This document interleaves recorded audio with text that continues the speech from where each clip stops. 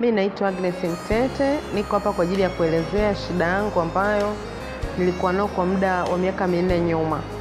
Nilipata shida ya mgongo, lakini kabla ya hapo sikujua kwamba ilikuwa ni mgongo. Nilianza kuumwa nyonga ya mkono wa kulia, nikaenda hospitali.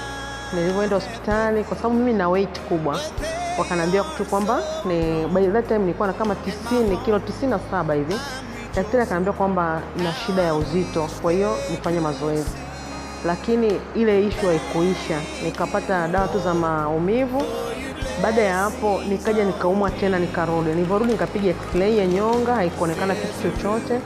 Basi nikaendelea kupata mazoezi ya physiotherapy pamoja na dawa. Nilikuwa napata nafuu, lakini yale maumivu yanarudi. Napata nafuu, maumivu yanarudi. Wakati fulani wakaja madaktari katika hospitali mojawapo hapa mjini. Walitoka India, na hao walikuja kwa ajili ya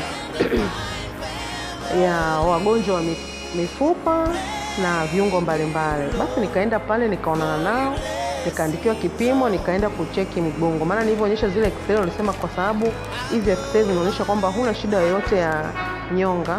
Kwa hiyo nikaenda kuchukua kipimo cha MRI, ikaonekana kabisa kwamba pingili zangu zimesagika sana na kwa kama zimepinda, yani kweli zilikuwa zinaniletea maumivu makali.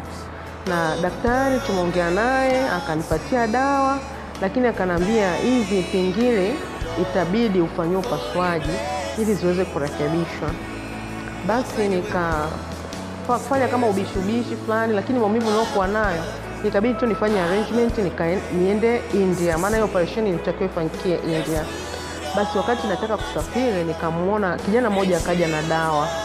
Akaja kunisalimia, alipokuja akanambia, mama, nasikia nataka kusafiri kwenda India kwa ajili ya upasuaji. Nikamwambia ndio, nimekuwa naumwa sana mgongo. Akanambia mimi ninazo bidhaa ambazo zitaweza kukusaidia, unaweza kupona bila operation. Hizo dawa zinaitwa Arthro Extra. Kwa hiyo nimeenda nazo mpaka India, nikafanyia operation. Operation ilikuwa kubwa. Pingili zangu zilikuwa zimelika sana, na walipofika kule ilibidi wazifunge na screw. Na baada tu ya kuruhusiwa kula, nikaanza kutumia zile dawa. Tunakunywa 2 asubuhi, 2 jioni. Nimeendelea kutumia zile dawa, lakini nikawa nashangaa, yani nimepata ahueni kwa haraka. Nikawa najilinganisha na wagonjwa wenzangu ambao tulifanywa nao upasuaji. Mimi nikaonekana nina nguvu, nina uwezo wa kutembea haraka. Yani ile movement imekuwa kwa haraka ukilinganisha na watu wengine. Na mimi sikujua, kwa sababu nilikuwa nakunywa tu dawa, na dawa pale nilikuwa nakunywa dawa nyingi. Kwa hiyo siku moja nilikuwa nimekaa, na baada ya kumeza hizo dawa nilikuwa nasoma sasa maelezo. Unajua wagonjwa wengi hatusomi maelezo ya dawa.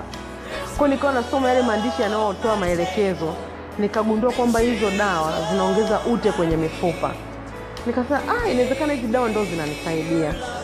Nikamwonyesha pia daktari wangu, tunajua daktari, lakini hakuonyesha kama ndizo zenyewe zinazonipa uponyaji. Basi mimi nikaendelea kutumia, nikatumia mpaka kopo la kwanza likaisha. Ikawa ni safari ya kurudi Tanzania, nikarudi mimi nikaendelea kutumia zile 2, kopo 2 zikaisha, na nikapata ahueni kubwa sana. Sasa kitu ambacho nataka tu kukuambia ni kwamba viungo vyangu vilikuwa havina ute. Means kwamba mimi nilikuwa siwezi kuchuchumaa.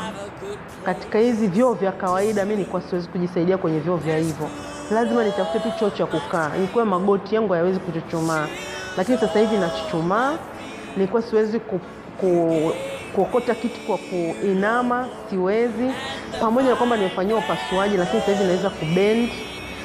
Yale maumivu niliokuwa nayapata usiku kucha silali, sasa hivi sina maumivu yoyote.